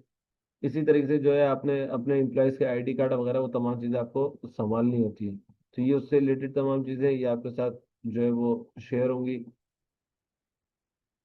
और फिर अपील या उस पे जाएंगे, अगर आपने कमिश्नर के पास आपका कोई ऑडिट चल रहा था और उसने आपके खिलाफ फैसला दे दिया, इट मीन्स आप ये समझ लें कि उसने ऐसा फैसला दिया है जिसको आप समझते हैं कि आपके साथ ज्यादती हुई। तो जाहिर सी बात है, आप उसने आपके ऊपर अगर 1 करोड़ रुपए की पेनल्टी लगा दी तो आप 1 करोड़ रुपए पे तो नहीं करेंगे, आप उसको फाइट करेंगे। तो फाइट करने के लिए जो आपको फॉर्म्स मिलते हैं, उसमें एक तो ये कि आप कमिश्नर अपील के पास जाते हैं, या अपील ट्राइब्यूनल में जाते हैं, या फिर आप हाई कोर्ट चले जाते हैं, या एडीआर चले जाते हैं, अल्टरनेटिव डिस्प्यूट रेजोल्यूशन, या आप कंप्लेन करते हैं फेडरल टैक्स ऑम्बुड्समैन को, एफटीओ को। ठीक है ना? ये जो है आपके पास फॉर्म्स होते हैं, तो अमूमन कमिश्नर अपील के पास जाते हैं, अगर वहां से भी बात नहीं बनती तो फिर अपील ट्राइब्यूनल या हाई कोर्ट पे जो है वो केसेस जाते हैं। तो जब भी कहा जाता है कि आजकल अगर आप ट्रेंड देखें, लास्ट तकरीबन मैं तो ये 4-5 साल से ऑब्जर्व कर रहा हूँ, आप लोगों ने भी शायद ऑब्जर्व किया हो, कि जितने भी जो एसीएमएज हैं या सीएस हैं, अब ये सब जो है वो एलएलबी कर रहे हैं। एलएलबी क्यों कर रहे हैं? देखिए, ये एसीसी हो, सीए हो या एसीएमए हो, इन सब के जाके जो ना एक कैब लग जाता है। ये एफबीआर में तो चले जाएंगे, एफबीआर में आपका केस लड़ लेंगे कमिश्नर के अगेंस्ट में, अपील में जाके लड़ लेंगे, अपील ट्राइब्यूनल में चले जाएंगे। लेकिन अगर कोई केस हाई कोर्ट वगैरह गया तो वहां पे ये नहीं जा सकते, वहां पर आपको जो ब्लैक कोर्ट चाहिए। तो आजकल जो है ये ट्रेंड चल रहा है एलएलबी करना, इजी भी है एसीएमए से और सीए से। तो आप लोग माशाल्लाह ग्रेजुएट्स हैं, तो यही, और आप टैक्स की फील्ड में अच्छा काम करना चाहते हैं कि जी जहाँ पे कैप नहीं लगे आपके ऊपर ना, वेरी जीरो टू हाई, तो आप जो है बिल्कुल जो है वो एलएलबी करें। देयर इज नो कैप, आप किस कोई केस लेते हैं वो किसी भी लेवल का केस हो सकता है, वो कमिश्नर के पास जाना है आपको, आपने जो है वो अपील ट्राइब्यूनल के पास जाना है, आपने जो है वो अपील में जाना है, आपने हाई कोर्ट जाना है, आपने सुप्रीम कोर्ट जाना है, देयर इज नो स्टॉप। तो आप जो है किसी भी लेवल पे जाके जो है अपने केस को डिफेंड कर सकते हैं। तो आप ये ट्रेंड देखिएगा, जितने भी चार्टर्ड अकाउंटेंट फर्म्स हैं, अब उन्होंने जो है ना अपना लीगल विंग एक अलग बना लिया। तो 4 पार्टनर होते हैं, 2 पार्टनर जो है वो ऑडिट कर रहे होते हैं, 2 पार्टनर जो है वो केसेस ले रहे होते हैं। हालांकि एथिकली जो है वो चार्टर्ड अकाउंटेंट्स और जो एसीएमएस है जो आपको ऑडिट करते हैं, वो एथिकली आपके जो है वो टैक्स के केसेस नहीं ले सकते, क्योंकि उनको पता होता है कि उन्होंने कहाँ पे क्या चीजों को घुमाया है। तो अब वो क्या करते हैं, उन्होंने 4 पार्टनर्स के साथ एक मिलकर एक फर्म बना ली, 2 पार्टनर जो है वो ऑडिट कर रहे हैं और 2 पार्टनर जो है वो अपने टैक्स से रिलेटेड मैटर देख रहे हैं उन्हीं अपने क्लाइंट्स की। तो उन्होंने इसका ये एक रास्ता निकाल लिया। तो आगे आप लोग देखें, और ये कुछ फ्यू है कि इम्पोर्टेंट है, ये आपको पता होना चाहिए कि जी proceed ex parte proceeding without proper service, अगर आपको लीगल नोटिस प्रॉपर नहीं मिलेगा तो वो नोटिस जो है वो वाइड हो सकता है। तो उससे रिलेटेड ये आपके साथ जो है वो रेफरेंसेस मौजूद हैं। और आपको मिसाल के तौर पर नोटिस मिला, जैसे आज है 21 तारीख, आपको आज नोटिस मिलता है कि जी आप ये 10 चीजें जमा करा दें मिसाल के तौर पे, तो और आपको इसकी कंप्लाइंस डेट मिलती है 25 अगस्त। आपने कहा यार 25 अगस्त को मैं कैसे जमा करूं, बीच में सैटरडे संडे छुट्टी है। तो वर्किंग डेज आपको कितने मिले? 3। तो और आप उसको फिर बाकायदा लिख सकते हैं कि जी आप मुझे टाइम दें, ये टाइम बहुत कम है, आप या तो कोई एक चीज़ आप तैयार कर सकते हैं तो तैयार कर लें, और प्यार मोहब्बत से आप पहले बात को चलें। अगर वो प्यार मोहब्बत से बात को नहीं समझता तो फिर आप उसके साथ रेफरेंस यूज़ करें कि जी आपने मुझे मिनिमम 15 डेज तो देने हैं, और ये रेफरेंसेस आप उसके साथ दे दें। अगर 15 रेफरेंसेस, वो 15 डेज क्लियर मीन्स कि 15 वर्किंग डेज, जैसे सैटरडे संडेज हॉलीडेज जो है वो शामिल नहीं होंगे, काउंट नहीं होंगे, तो वो मिनिमम देने हैं। वरना मैक्सिमम जो है वो 3 टाइम्स आपको जो है आप उससे रिक्वेस्ट कर सकते हैं कि मुझे क्लियर 15 डेज दो 3 टाइम, इट मीन्स के 45 क्लियर डेज आप उससे मांग सकते हैं, ये आपका राइट है। और अगर उसने मिनिमम 15 डेज नहीं दे पाता, बात होता है ना कि जी बहुत ज्यादा जल्दी में लोग बैठे हुए होते हैं, वो कहते हैं बस जल्दी आओ, जल्दी सेटिंग करो और आगे बढ़ो, तो वो जो है बहुत तंग करते हैं कि जी 2-2 3-3 दिन के टाइम पे नोटिस निकाल रहे होते हैं, और अगर आपने उनको टाइम नहीं दिया तो वो आपके अगेंस्ट में जो है वो ऑर्डर कर देते हैं फौरन। तो वो ऑर्डर जो है रिवर्स हो जाते हैं, और वो रिवर्स केस बेसिस के ऊपर हो जाता है कि जी एफबीआर का सर्कुलर 7 है 1994 का कि जी आपने 15 क्लियर डेज देने हैं। 2012 का पाकिस्तान टैक्स डिसीजन है लाहौर हाई कोर्ट का, वो जो है 1/3/2012 का उस रेफरेंस के तहत, और 2013 का जो है वो इनकम टैक्स अपील का है, क्या कहते हैं ऑर्डर, तो वो आप जो है क्या कहते हैं ये रेफरेंसेस देके तो वो ऑर्डर जो है वो रिवर्स हो जाए। रेफरेंसेस क्यों यूज करते हैं? रेफरेंसेस यूज यूं करते हैं कि जब आप कोई केस प्रेजेंट करते हैं अपील में या ट्राइब्यूनल में या हाई कोर्ट में, अगर आप उनको बता देंगे जी आपके पास से जो है या अपर कोर्ट ने जो है ये फैसला दिया है और मेरा केस भी बिल्कुल सेम एज इट इज है, तो वो देखते हैं, पहले आपका केस देखते हैं, फिर उसका जो वो फैसला पढ़ते हैं, और उनके लिए फिर जज करना और अपना आपके लिए फैसला करना आसान हो जाता है। फिर उतनी लंबी चौड़ी बातचीत में नहीं जाते, हेयरिंग में नहीं जाते और कहते हैं हाँ जी ये तो सेम केस है, यही एरर है, सेम एरर है। तो लिहाजा वो उस प्रीवियस केस की बेस के ऊपर आपके जो केस का फैसला है वो फौरन सुना देते हैं। ये रेफरेंसेस से ये फायदा होता है। ऑडिट आपका 177 के तहत आएगा, तो और तो वो जो 177 के तहत आएगा तो उसके लिए है, अगर आपका बोर्ड है सिलेक्ट 214C के तहत, अगर आपका सिलेक्ट नहीं हो तो कमिश्नर तो सिलेक्ट कर सकता है। तो वो ये चेन 1 का है, इस्लामाबाद कैपिटल, ये इंटर कोर्ट अपील जो है वो उसके तहत उनको मिला था चेन 1 को। और आपका जो है डिसअलाउंस आपके एक्सपेंसेस हो जाते हैं।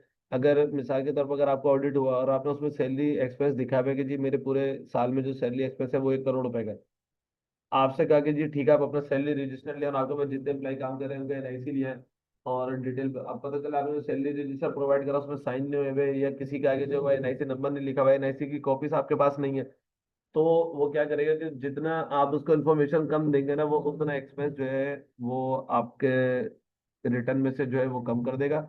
जब एक्सपेंस कम होता है तो जाहिर सी बात है प्रॉफिट आपका जो है वो बढ़ जाता है। तो वो ये तमाम चीजें जो है आपके साथ कर सकते हैं। और सिर्फ ये नहीं है कि जी रिसीट अवेलेबल नहीं थी और उसके ऊपर जो है उसने सारा क्लेम आपको जो है वो माइनस कर दिया, ऐसा नहीं है। ये इलीगल हो जाएगा। पूरा प्रॉपर करना है, हो सकता है आपके पास रिसीट नहीं हो लेकिन आपने अपने एम्प्लॉयज को जो सैलरी है वो थ्रू बैंकिंग चैनल से दी और वो वहां से वेरीफाइबल हो रहा हो, तो फिर जो है खाली ये नहीं कि जी रिसीट नहीं है। जैसे मिसाल के तौर पे तनवीर साहब को सैलरी मिली, तनवीर साहब को जो सैलरी मिली, अब इनका क्या होता है कि जी वाउचर सिर्फ एचआर डायरेक्ट दे देता है कि आप अपने पोर्टल से जाके खुद ही वाउचर निकालें, जिसके ऊपर कोई साइन वगैरह भी नहीं होता, उसमें लिखा हुआ भी होता है कि signature is not required, it is computer generated document. और लेकिन वो बैंकिंग चैनल से ट्रांसफर हो रही होती है, तो उसके ऊपर जो है वो खाली ये नहीं कह सकता है जी आपको उस बंदे की रिसीविंग नहीं है तो मैं तो ये आपका जो है एक्सपेंस जो है ये खत्म कर रहा हूँ। तो खाली सिंपली सिर्फ रिसिट ना होने की वजह से आपका एक्सपेंस जाया नहीं हो सकता।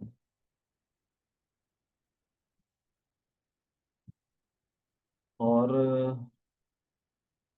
टर्नओवर ऑफ डिस्ट्रीब्यूटर के तहत है। असल में डिस्ट्रीब्यूटर अब तो खैर अब क्लियर एग्रीमेंट बनने लगे। पहले क्या होता था कि कंपनीज और उनके डिस्ट्रीब्यूटर के दरमियान जो है ना एक क्लियर एग्रीमेंट नहीं होता था कि जी डिस्ट्रीब्यूटर की इनकम क्या कमीशन बेस्ड होगी, या डिस्ट्रीब्यूटर को जो आप माल बेच रहे हैं वो जैसे आप कम में उसको दे रहे हैं और वो ज्यादा का बेच रहा है। तो ये पहले चेक एंड बैलेंस बहुत कम था। अब तो उन्होंने बाकायदा रूल्स लगा दिए कि जी प्रॉपर जो है आपका डिस्ट्रीब्यूटर के साथ एग्रीमेंट हो, वो कितने मार्जिन पे आपकी चीज लेके बेच रहा है, या हो सकता है आप उसको 100 रुपए की चीज दे रहे हैं वो 100 रुपए की बेच रहा है, और आपने उसको कमीशन बेस्ड आप उसको पैसे दे दें, हाँ जी तुम पूरे महीने में जो 10 करोड़ की सेल करो तो 5% तुम्हारा। तो ये तमाम चीजें जो है वो आपने क्लियर होके बतानी है। पहले लोग एफबीआर में क्या कहते हैं, जो ऑफिसर्स होते हैं तो शरारतें तो करते रहते हैं। तो उसमें उन्होंने कहा कि भाई डिस्ट्रीब्यूटर की जो सेल है वो 50 करोड़ की है, तो ये तो 50 करोड़ के ऊपर जो है ना उसके ऊपर टैक्स कैलकुलेट करके जो है वो चीजें लगा दी। तो ऐसा नहीं है कि जी आप जो है वो सेल्स अमाउंट के ऊपर जो है आप चीजें जो है वो चार्ज कर दें, टैक्स चार्ज कर दें।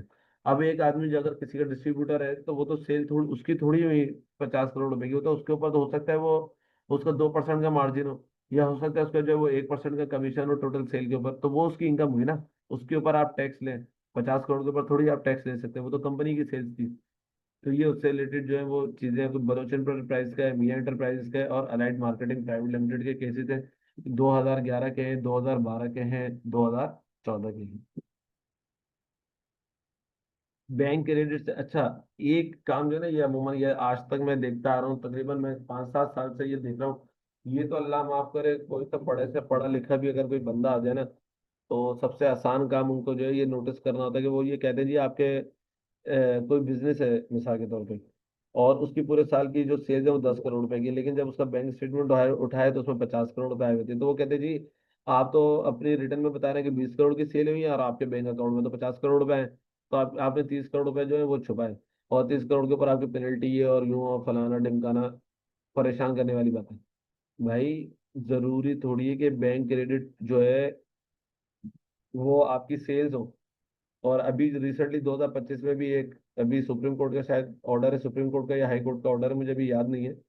तो उसमें उन्होंने ये उसमें तो उन्होंने बाकायदा क्लियर कहा कि जी बैंक क्रेडिट जो है वो आपके बिजनेस के ट्रांजैक्शन से टोटल रिलेटेड नहीं है, वो तो पैसे लेने देने का एक जो है इंफॉर्मेशन है, और वो जरूरी नहीं है कि वो तमाम ट्रांजैक्शंस जो है वो इनकम से रिलेटेड हो। अब तो बाकायदा उन्होंने ये खुल के लिख दिया, वरना सारी बातें यही है। हो सकता है कि मेरे 4 बैंक अकाउंट हो, मैं यूबीएल से एचबीएल में ट्रांसफर करूँ, एचबीएल से जो है मैं अलाइड बैंक में ट्रांसफर करूँ, अलाइड बैंक से जो है मैं नेशनल बैंक में ट्रांसफर करूँ। अमूमन बिजनेस में ट्रांजेक्शन होती है, ट्रांसफर चलते हैं। कभी आपको किस कहीं से आपकी एलसी खुली हुई है, कहीं से आपको कोई और पेमेंट करनी है, आपने कहा मैं फलानी पेमेंट फलाने अकाउंट से कर रहा हूँ, कहीं पे पैसे शॉर्ट हो गए तो आप एक अकाउंट से दूसरे अकाउंट में ट्रांसफर करते हैं। अच्छा फिर एक और काम होता है, जो बिजनेस में आपके पास चेक्स आ रहे होते हैं आपके क्लाइंट की तरफ से, वो चेक्स बाजू का रिटर्न भी हो जाते हैं। तो जब भी बैंक को डिलीट थोड़ी करते हैं एंट्री, बैंक जब आप उसको चेक जमा कराते हो एक एंट्री कर लेते हैं कि ये पैसे आए, और जब अगर रिटर्न कर रहा होता है तो वो माइनस उसकी एंट्री कर देता है, डेबिट कर देता है कि जी ये मैंने चेक रिटर्न कर दिया। तो ऐसे भी रिकंसिलेशन बनती है। कुछ आप अपने पर्सनल अकाउंट से ट्रांसफर करो तो बाद अगर आपको कारोबार में जो है लोन लेने की जरूरत पड़ जाती है, आप किसी दोस्त से, बहन से, भाई से, बेगम से या अब्बू वगैरह से आप लोन लेके वो जमा कराते हैं, यार मुझे ये फलाना काम करना है और मेरे पास 10 लाख रुपए नहीं है, तो आपने अपने अब्बू से लोन लेके जमा करा ली, फिर आपने उनको वापस कर दिए। ठीक है ना।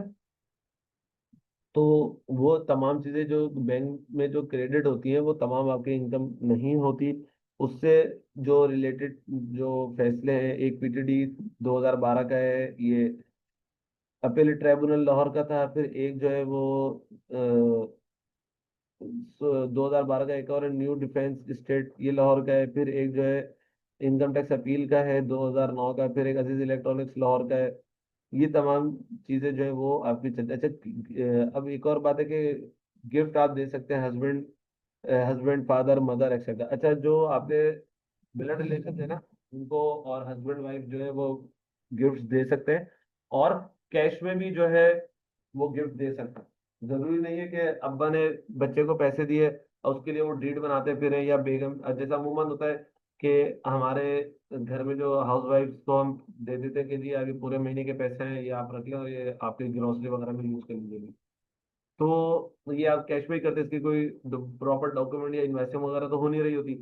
तो लेकिन ये है कि ये तमाम चीजें बैंकिंग चैनल से हो, लेकिन कैश गिफ्ट जो है वो हस्बैंड दे सकता है वाइफ को, वाइफ हस्बैंड को दे सकती है, फादर मदर बेट, और आपका जो सन और सन डॉटर जो है उनके कर सकते हैं। और बेहतर तो अगर आप प्रॉपर कोई हैवी अमाउंट दे रहे हैं तो बेहतर तो ये है कि आप एक जो स्टैम्प पेपर के ऊपर जो है वो गिफ्ट डीड बनाए और वो प्रॉपर बैंकिंग चैनल से जो है ट्रांसफर करें।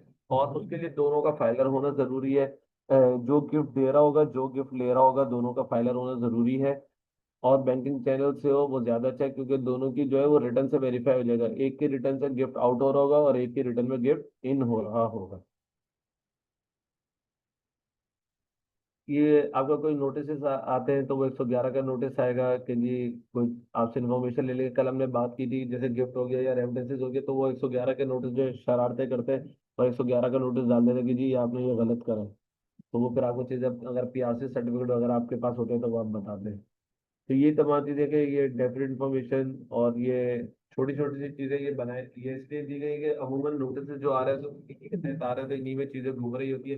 क्योंकि यहाँ पर जो है ना कोई प्रॉपर तरीके से काम नहीं करता, वो पीछे वाले का काम उठाता है, हाँ जी पीछे किसको नोटिस लिखे थे, किसके साथ की क्या डीलिंग हुई थी, वो बाकायदा पूरी एक फाइल बना के ना देखे जाते हैं। तो जो नया उसकी जगह पे आ रहा होता है कि हाँ जी मैंने यहाँ से सेटिंग बिठाई, आप भी यहाँ से सेटिंग बनाया और ऐसे मजे करें।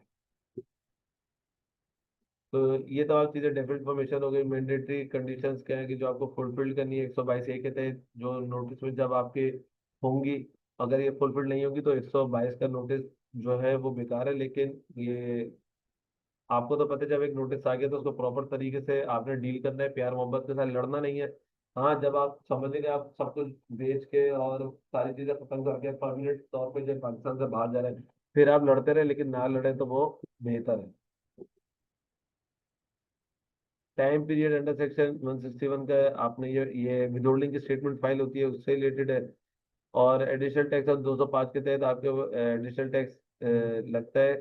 लेकिन आप जो है एडिशनल टैक्स लगा नहीं सकते किसी को। मिसाल के तौर पे आपका ऑडिट हुआ, आपके ऑडिट से पहले जब आपने रिटर्न फाइल की थी आपके ऊपर 1 लाख का टैक्स था, जब ऑडिट हुआ तो आपके ऊपर जो है वो 1.5 लाख का टैक्स हो गया। तो वो ये नहीं कहेगा कि 50,000 रुपये जाके जमा करो, आप उसको कहेंगे भाई मेरा रिफंड निकल रहा है उससे एडजस्ट कर लो, ठीक है ना, और उसको प्रॉपर तरीके से आप एडजस्ट कराएंगे भी। तो ये उससे रिलेटेड चीजें कि जी आप वो आपको पेमेंट नहीं करनी पड़ेगी, रिफंड के साथ जो है वो एडजस्ट होगा। ये 2006, 2010, 2009 के जो है ये फैसले हैं, इनको आप रेफरेंस के तौर पे जो है वो यूज कर सकते हैं। रीइंबर्समेंट ऑफ विदहोल्डिंग, अच्छा बाद बात ऐसा होता है कि कंपनी अपने एम्प्लॉय को कुछ पैसे दे देती है। मिसाल के तौर पे जैसे आजकल बारिश हुई, 2-4 गाड़ियां खराब हो गई, बारिश में डूब गई, कंपनी ने कहा कि यार आप ऐसा करो कि भाई ये गाड़ियां ना रिपेयर करा लो। आप अब एम्प्लॉय से ही कह दिया कि भाई आप परेशान हो, ऐसा करो गाड़ी जो है वो पूरी सफाई वगैरह कराओ बारिश में, और जो रिपेयर है वो करा लो, और जो भी आपके पैसे होंगे, जो भी बिल आता है वो हमसे पैसे ले लो। तो अब वो उनके एम्प्लॉय ने जब गाड़ी की सर्विस वगैरह कराई, सारी चीजें करी, 50,000 रुपये का बिल बन गया। 50,000 रुपये बिल बनने के बाद अब वो एम्प्लॉय ने कहा जी ये पैसे मेरे खर्च हुए। जब वो अपने एम्प्लॉय को रिम्बर्स करेगा ना तो उसके ऊपर कोई विदहोल्डिंग टैक्स नहीं एप्लीकेबल होगा। अदरवाइज अगर वो डायरेक्ट कंपनी को पेमेंट करेंगे जहां से गाड़ी की सर्विस हुई है, तो फिर वहां पे जो है वो जो विदहोल्डिंग के जो रूल लगते हैं आपको जो है फिर उसको आपके ऊपर एप्लीकेबल होंगे, और आपने फिर विदहोल्डिंग टैक्स करके जो है वो पेमेंट करनी होगी। ठीक है जी। तो ये वो तमाम चीज़ें जो है वो उसके अंदर ऐसे जुरिडिक्शन, वो मैंने आपको बता दी कि जुरिडिक्शन जो है वो आप चेंज करा सकते हैं, और कोई दूसरे जुरिडिक्शन का ऑफिसर आपको जो है वो नोटिस नहीं लिख सकता, वो इलीगल है। तो ये आप देख सकते हैं। ये कुछ केसेस के थे कि ये सुप्रीम कोर्ट के केसेस का के रिलेटेड चीज़ें हैं, वो तमाम आप देख सकते हैं। ये छोटी छोटी जजमेंट्स है, तो इसको आप पढ़िएगा तो इंशाल्लाह आपके नॉलेज में जो है वो इजाफा होगा। मेन मेन चीज़ें मैंने आपके साथ जो है वो डिस्कस कर ली, और ये थोड़े से और रेफरेंसेस थे तो ये आपके साथ जो है वो जो है हमने लगा दिए।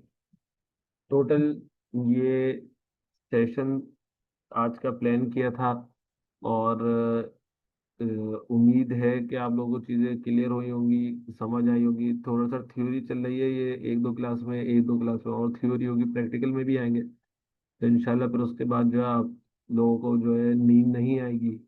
तो इससे रिलेटेड जो कोई क्वेश्चन है तो प्लीज़ करिएगा, क्योंकि आप लोग बिल्कुल खामोश हैं। मैं कितना बोलूँगा, मैं तो जल्दी जल्दी बोल के मैं तो ये सारा जो कोर्स तो फिर थ्योरी तो एक ही क्लास में ही सारी खत्म हो जाएगी, तो मुझे पता भी नहीं चलेगा कि आप लोगों को क्या समझ आ भी रहा है नहीं आ रहा।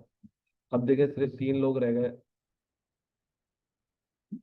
जी हिफ्सा आप कल नहीं थी, आज हैं। आपने क्या लेक्चर ऑनलाइन देखा? एक तो वो बताइए, जैसे उसको लास्ट लेक्चर जो कल हमारा हुआ था वो आपने सुना, उससे कोई आपका कोई क्वेश्चन, या आज की क्लास आपको कैसी रही? अच्छा हकमली साहब, तनवीर साहब, कल आप लोगों ने क्लास ली, आज भी क्लास ली, कोई फीडबैक नहीं है ग्रुप में? कोई फीडबैक दें कि क्या फीडबैक रहा, कि क्लासेस सही जा रही हैं, इंफॉर्मेशन आपको मिल रही है, नहीं मिल रही, जो भी XYZ जो भी आप लोगों के थॉट्स है वो आप शेयर कर सकते हैं, यहाँ पे भी शेयर करें और आप जो है वो व्हाट्सएप के ग्रुप पे भी शेयर करें।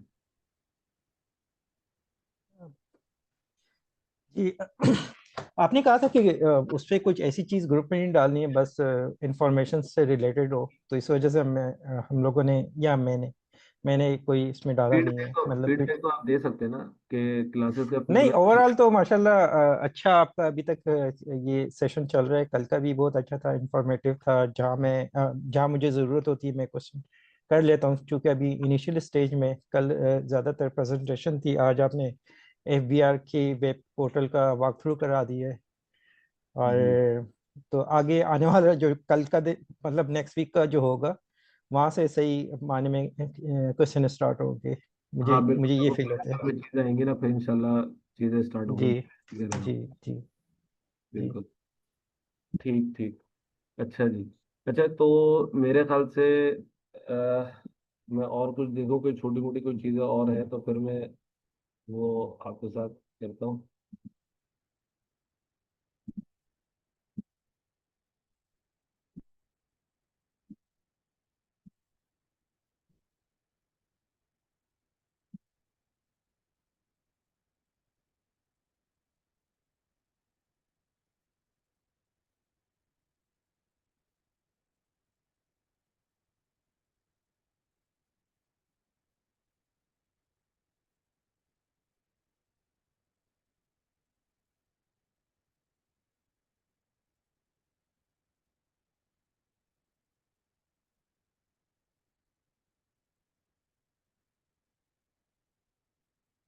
चलिए मैं आपके साथ एक छोटी सी इसमें मैं मुख्तसर से बात करूंगा, और या फिर स्क्रीन शेयर हो गई होगी। और ये हमने कल वैसे तो डिस्कस कर लिया था, लेकिन आज जरा इसको डिटेल में थोड़ा सा देख लेते हैं।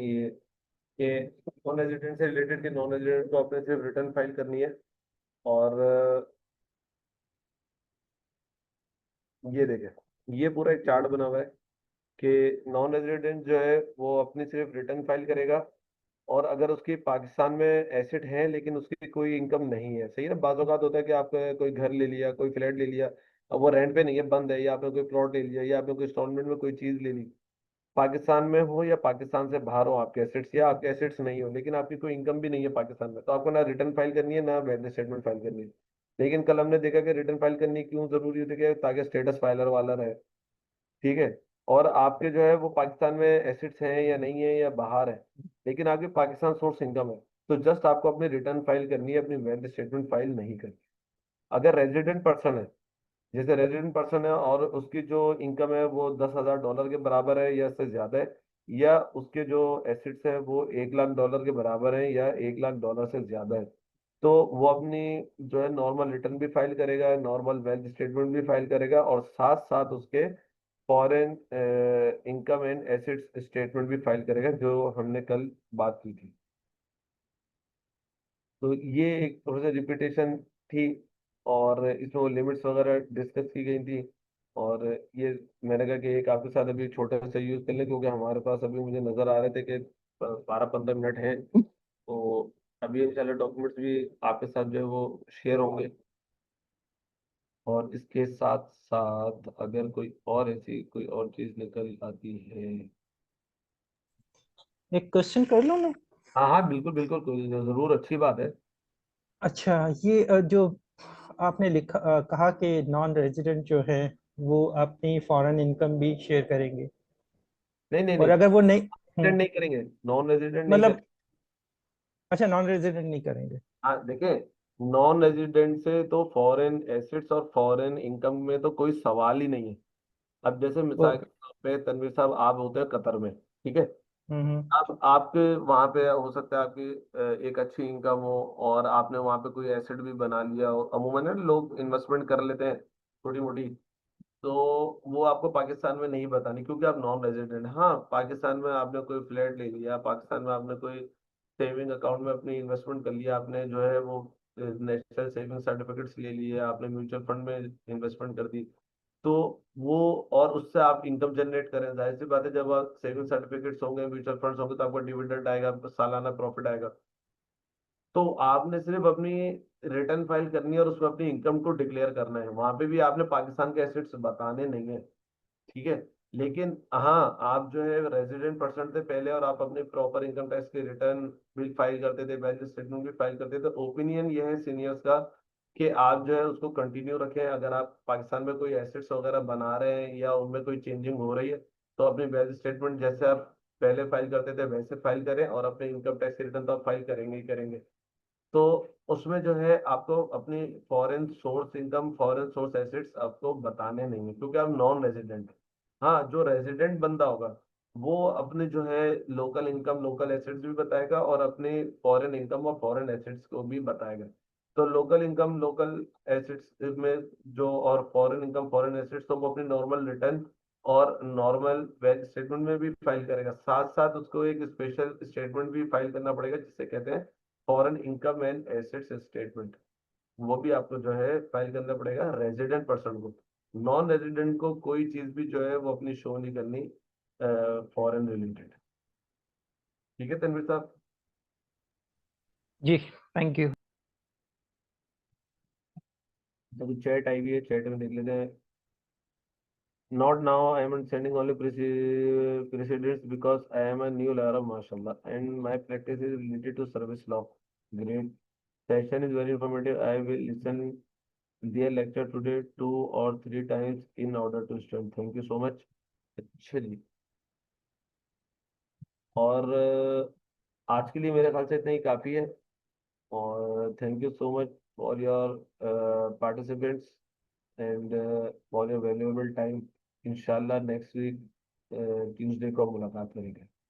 थैंक यू, अल्लाह हाफिज। थैंक यू सो मच जी, अल्लाह हाफिज।